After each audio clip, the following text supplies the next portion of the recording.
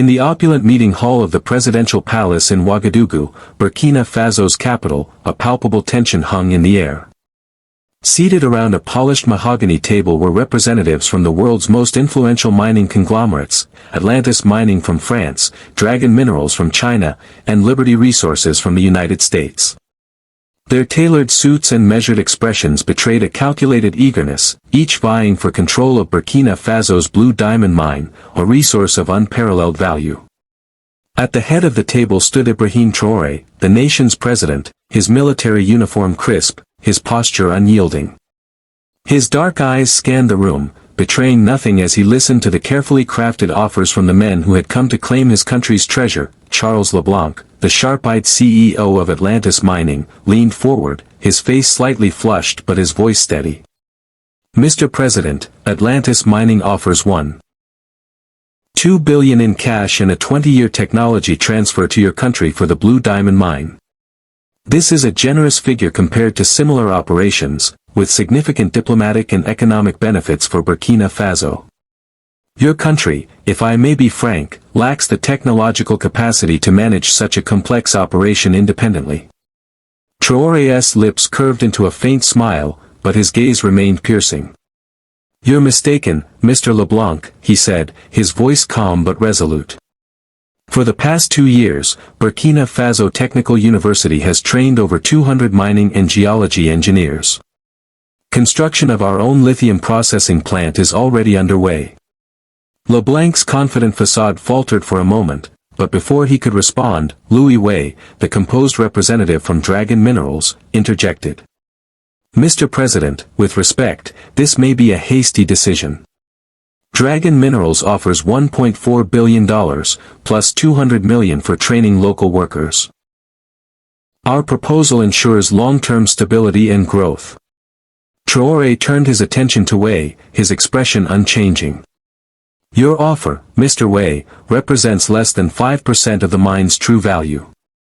The lithium reserves at Blue Diamond account for approximately 15% of the world's known reserves, a resource worth at least $50 billion. Robert Wilson, the American CEO of Liberty Resources, paled visibly. This is impossible," he stammered, his voice betraying a mix of disbelief and unease. "Not impossible, Mr. Wilson," Traoré replied, his tone steady. "Just a reality you thought only you knew."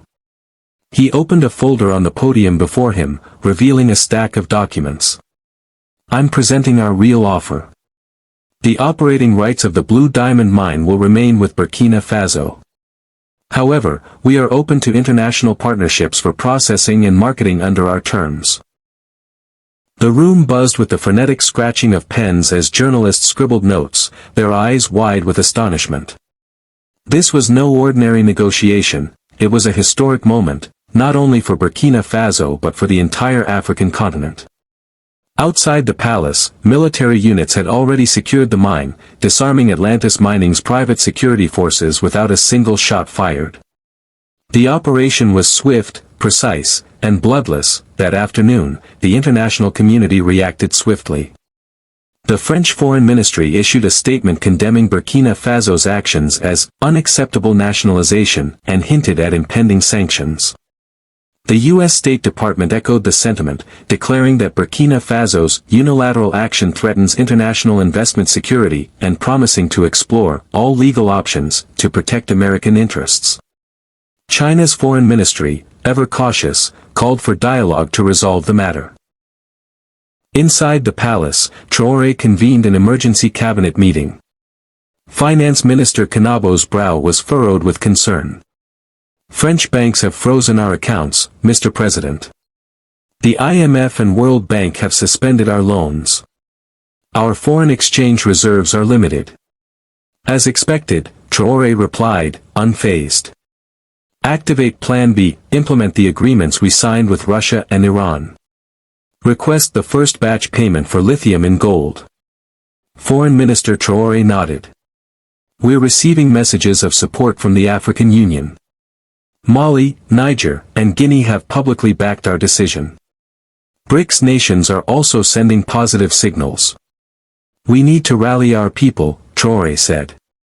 "I'll address the nation on television tonight.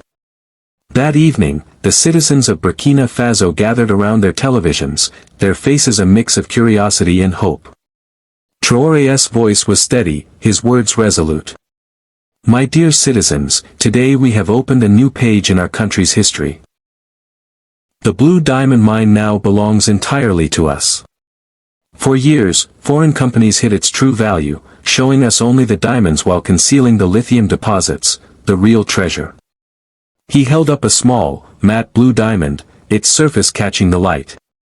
My father died in this mine.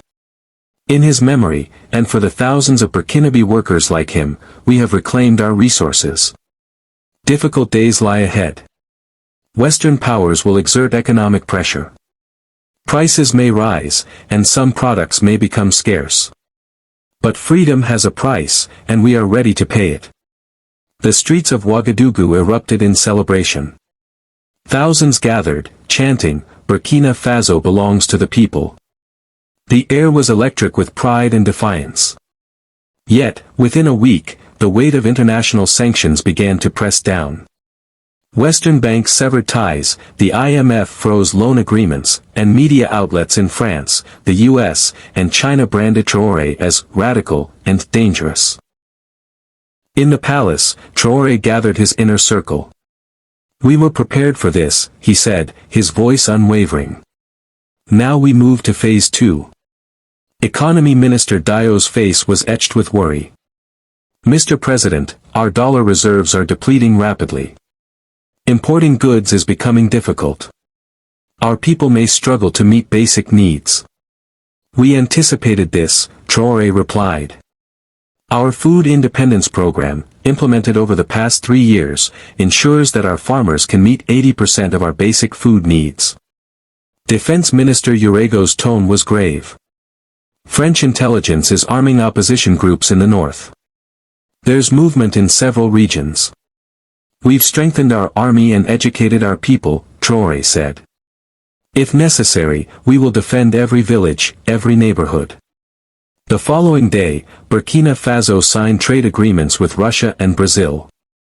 An independent Chinese consortium offered to build a lithium processing facility, and Turkey pledged mining equipment. We just need time, Traoré told his people in another address. In 3 months, the first lithium from Blue Diamond will enter the global market. Until then, we must stand together. While Western media decried Traoré's actions as economic suicide, support poured in from across Africa. Mali, Guinea, the Democratic Republic of Congo, and South Africa issued statements affirming Burkina Faso's sovereign rights. The Traoré model became a rallying cry among young Africans, with hashtags like #OurBlueDiamonds and #AfricaRises trending globally. 3 weeks later, a crisis erupted.